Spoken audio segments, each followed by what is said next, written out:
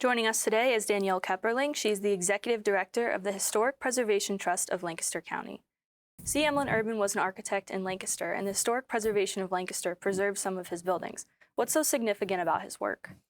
So C. Emlen Urban worked from the 1880s until the 1930s in and around Lancaster County, and he reshaped Lancaster City, definitely, especially the central business district, the downtown area. How did he end up in Lancaster? So he was born in Conestoga. His father was a carpenter and also had like a mill shop. His father then moved into Lancaster when he was 10 and opened up his mill shop. And the assumption is that he went to work with his father regular, and that was kind of some of his early training of at least the details of buildings. What other kind of schooling or earlier training did Urban go through? So he went to school. He went to a public high school in Lancaster before McCaskey was built. And he then went and did an apprenticeship. There weren't very many colleges in the 1800s that offered an architectural degree.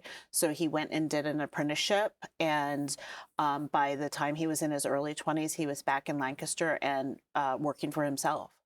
So where did he get his first commission to build in Lancaster? So his first commission was the Southern Market Building, which is on the corner of South Queen and West Vine Street in Lancaster. It's still there. It's no longer a market building. It has been adaptively reused. I call it an adult food court. So it's a lot of like different ethnic little food stands that it's like an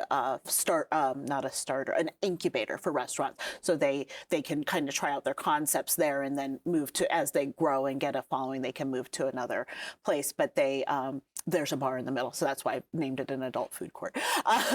But it's an adaptively reused building. One of my favorite features of that building is the lightning rods on top. They're just really unique. So I'm like, I just stand there and say, I love the lightning rods. I'm probably the only person that says that. What is your favorite building of C. Emlen Urban's? He did so many different buildings and so many different varieties. Trying to think specific C. Emlen Urban.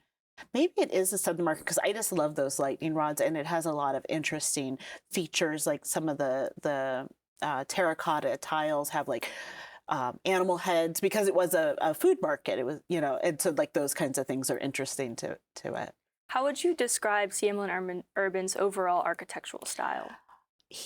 And I've heard architects say this, so that's not my background, but they discuss like designing in different languages, like knowing different architectural styles is like knowing a different language.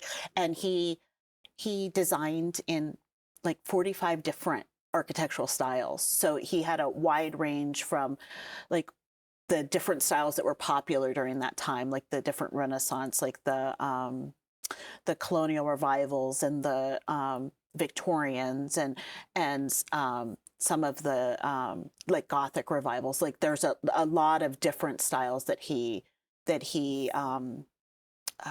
designed in, and it's very interesting. So he didn't have just one style. Like you can't look at a building and say definitely that's a C. Emlen Urban building because that's his signature look. It was a lot of different architectural styles that he used. Was that normal to use multiple different styles as an architect during that time? Not that I'm aware of. Like when I hear people discuss it, they seem like it's pretty remarkable. And he usually, I think architects tend to pick a style that they like, and then it kind of becomes their signature. But he was into trying, all these different styles. Could you explain some of the key characteristics of the Gothic revival style that he used? So Gothic revival takes its name from like the Gothic buildings from Europe. So think cathedrals, think pointed arches, taller, massive buildings, not necessarily buildings that would be like a house style. It's like a really good example of that in Lancaster is the theological seminary buildings. They're in a Gothic revival style, but it's bigger stone. It just feels bigger, but it's also the pointiness is one of the things that tells you that it's Gothic. So what were the number of buildings that he created with these different styles? So I don't know if we have a complete count, but as of now, the belief is that there's over 700 buildings that he designed.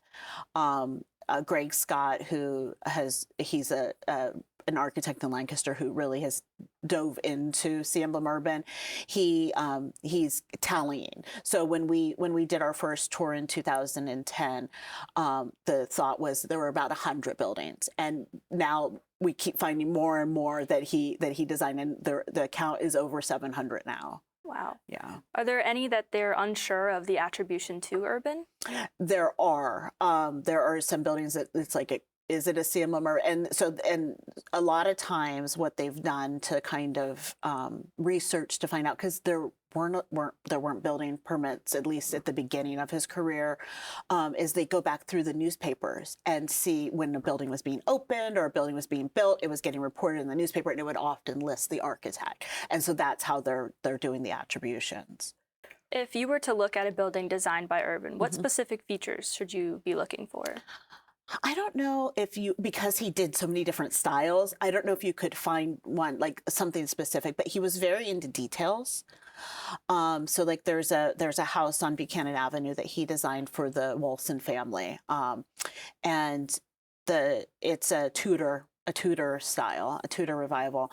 But the front door in the woodwork has W's in it, and that was for their family name. Like those kinds of little details are usually, I think a sign, especially from that time period, that he was involved, because there's just these very, very small details that are really like thought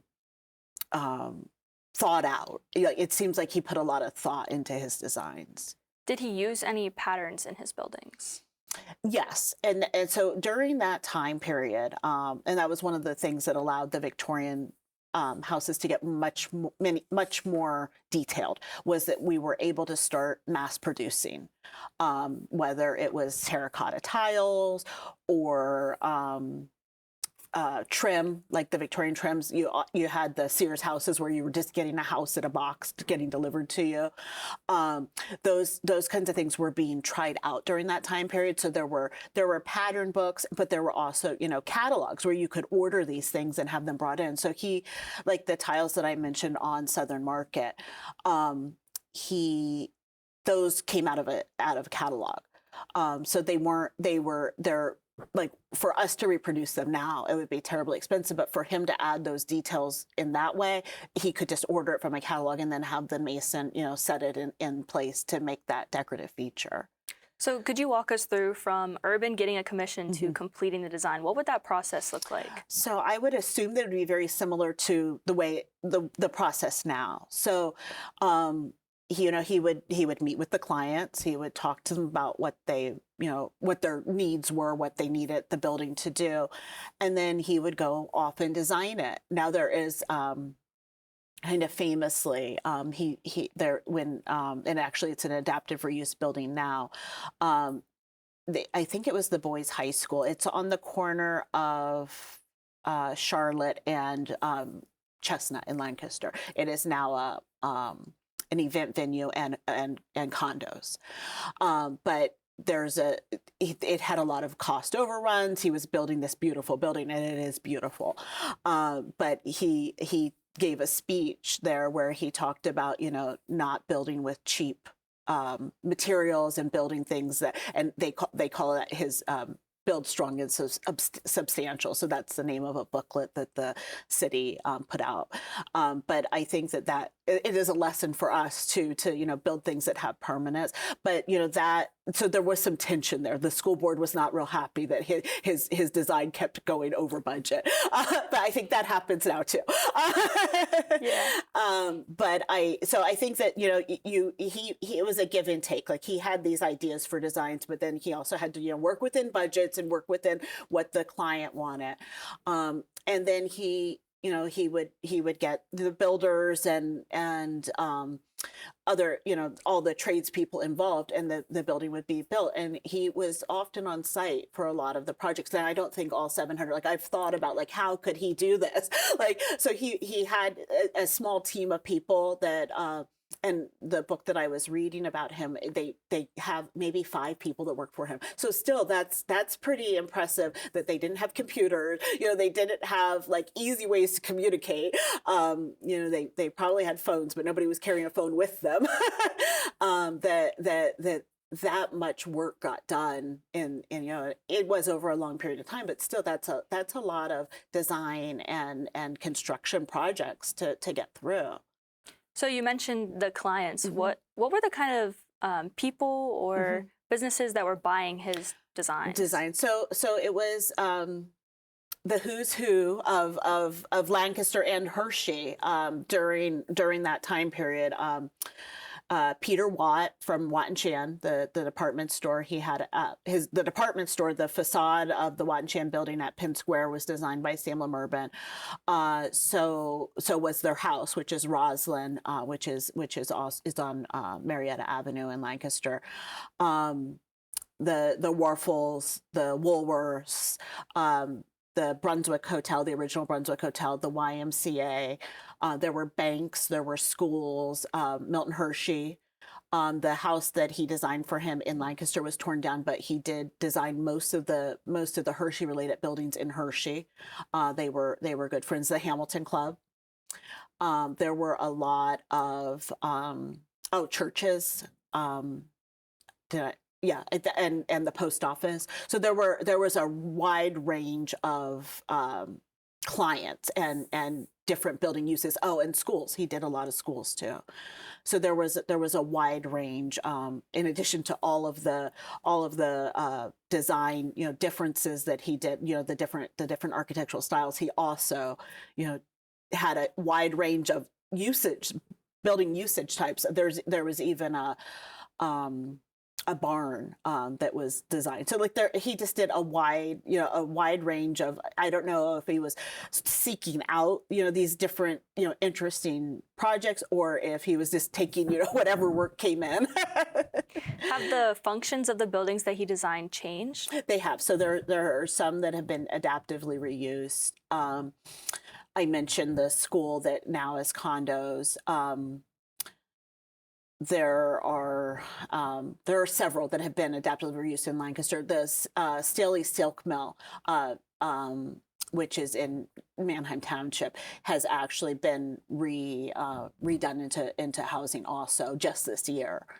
And I'm just trying to go through my thoughts. A lot of the retail spaces have been redone. Or changed. The Watt and Chan building now is a Marriott. So there's a lot of different adaptive reuses that have been done. There's also, some are still the same. There's the residents. A lot of the residents are still the same. The Grice building is still, it was a skyscraper. I think it's 15 or 16 stories. But I just learned this. It was the tallest building between Philadelphia and Pittsburgh until like the 2000s. And that surprised me. I would have thought that there would have been another, but he built that. It was a steel structure. He was trying out like the new technology at the time that was allowing these buildings to be built taller. And I think that was something else that was, I think, interesting to him, kind of going back to did he seek these projects out, because he tried it. He built this tall building in Lancaster, and then he didn't ever go back to it. Like he never built another steel building. Like I don't know if he was just trying it out and then it wasn't as much fun. I don't know. So that building is still being used as an office building today. So it's a mixture of buildings, and we've lost some. Some have been demolished.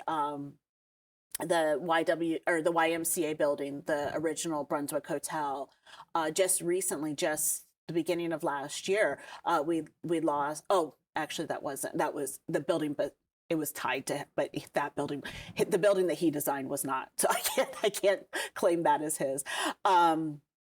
but there have been buildings that were lost, especially during the urban renewal in Lancaster City in the 1960s.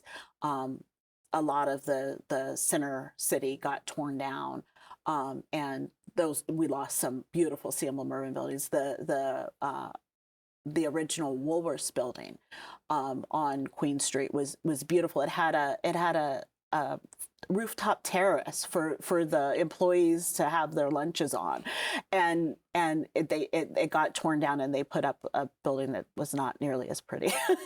Yeah. So why were some of his buildings demolished then? I think they were just thinking that they needed to do it for progress. Like it was an idea to remake the downtowns into more modern, build parking garages, because the malls and had started to kind of eat away at the downtown retail traffic, and so they were trying to fix that by tearing down the buildings and building more modern buildings, but also building parking garages. And it didn't solve the problem. It actually probably accelerated it, but that wasn't the thinking, during that urban renewal process. Do you have an idea of how much of his work still remains today? Oh, that's a good question. I don't. I know in Lancaster, I mean, I've mentioned a few notables that got torn down, but I would say in Lancaster, a good portion of them are, but I couldn't give you like an actual percentage. So what was the landscape of Lancaster like before he contributed all of these buildings? So he and he did a lot of buildings were demolished to put his work in place. And I think that's just kind of the ebb and flow of development and preservation. If you think about it, Lancaster's the oldest inland city, and so there's like 300 years of architecture there. And so a lot of the buildings that got torn down to build his updated buildings were, probably colonial. They were smaller. They were, 2.5 stories.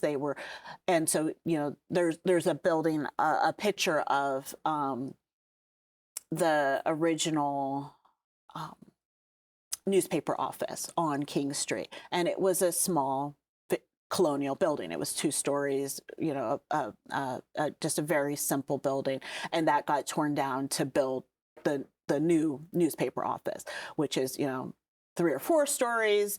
It's more modern. It looks like the kind of Art Deco-y, that kind of So his buildings did replace some of those colonial buildings, especially in the center of town.